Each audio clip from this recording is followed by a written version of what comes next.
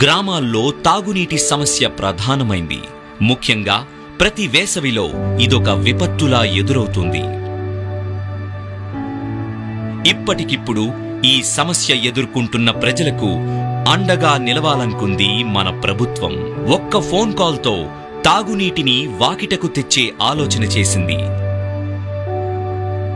అలా ఏర్పడిందే call centre. అత్యాధునిక technology, AMS alert management, SMS alert management, GPS technology ఉపయోగించి ఒక వ్యవస్థను ఏర్పాటు చేశారు. ముందుగా కరువు జిల్లాలతో కాల్ సెంటర్ ట్రయల్ రన్ ప్రారంభించారు. ప్రతిరోజు గ్రామాల్లో సరఫరా అవుతున్న నీటి ట్యాంకర్లు పక్కదారి పట్టకుండా GPS ట్రాకింగ్ ద్వారా కమాండ్ కంట్రోల్ రూమ్ నుండి పర్యవేక్షణ చేస్తున్నారు. ఫలితంగా ఫోన్ చేసిన 4 గంటల్లోనే ట్యాంకర్ల ద్వారా తాగునీరు ఫిర్యాదుదారుని ముంగిటకు వెళ్తుంది. మా ఊరి యొక్క వాటర్ సమస్యను మేము వాళ్ళకి తెలియచేయడం జరిగింది. దీన్ని చూసినటువంటి అధికారులు వెంటనే స్పందించి మా ఊరిలో తాగునీటి ఎద్దడిని నివారించడానికి తగిన చర్యలు తీసుకోవడం జరిగింది. దానికి ఒక 6 ట్యాంకర్లు 2000 లీటర్ల 6 ట్యాంకర్లను పంపించడం జరిగింది. అంతేకాదండి, మా గ్రామంలో ఉన్నటువంటి సహజ వనరులను ఉపయోగించుకొని 60,000 లీటర్ల ట్యాంకులను 2 పూట్ల వదలడం జరిగింది. ఎన్టీఆర్ సుజల స్రవంతి ద్వారా కూడా మా ఊరిలో ఉన్నటువంటి ప్రజలందరికీ శుద్ధి చేసినటువంటి మంచినీరుని అందించడం జరిగింది.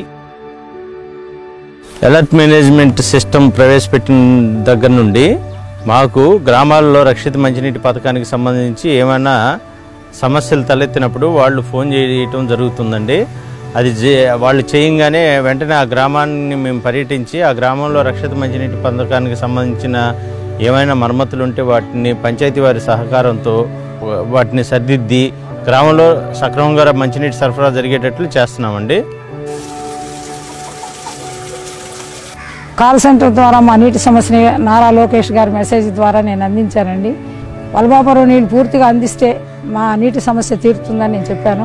దానికి స్పందించి ఇప్పుడు ప్రతిరోజు వలభాపురం నీళ్ళు అందిస్తున్నారు. అందరి తరపున, మా గ్రామం తరపున నారా లోకేష్ గారికి నా కృతజ్ఞతలండి.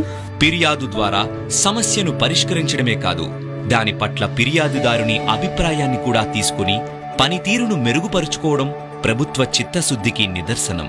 ఫేస్బుక్, ట్విట్టర్ వంటి సామాజిక మాధ్యమాల ద్వారా, ప్రింట్ మీడియా, ఎలక్ట్రానిక్ మీడియాల ద్వారా కూడా తమ దృష్టికి వచ్చిన ప్రతి తాగునీటి సమస్యను తమకు తాముగానే ఫిర్యాదుగా స్వీకరించడం వినూత్న పాలనకు, అంకిత భావానికి నిదర్శనం.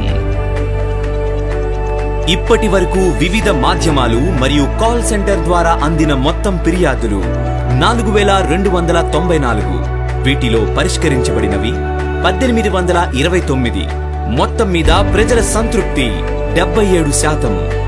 ఇది ఆరంభం మాత్రమే.